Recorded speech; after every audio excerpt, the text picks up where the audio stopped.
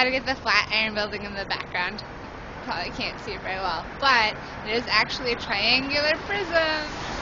Anyway, just walking around New York this morning. It's really nice.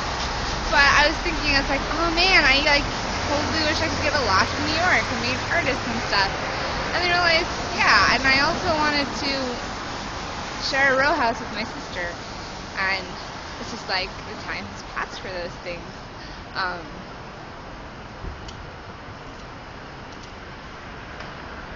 It's like, you know, when you're 20 and you think you have all the time in the world to live everywhere, and you spend a couple summers living in Seattle, and you take a summer trip to Europe, and you go to college and do all these things, and you figure you have all the time in the world to live in Chicago or San Francisco or New York, and then you wake up one day and you're like, oh, no, I'm in it, like, my sister's married, she wants to have kids, I am in the third year of an actual career, and no, there isn't time for that anymore.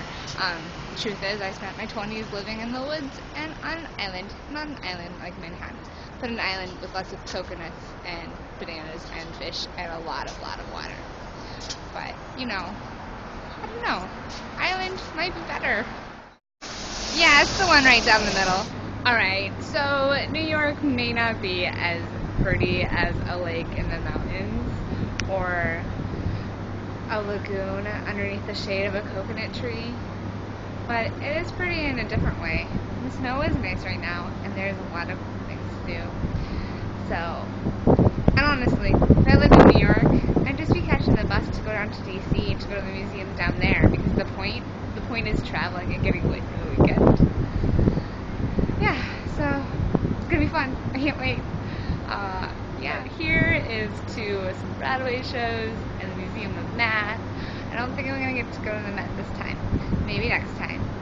And the United Nations. Yeah, the UN.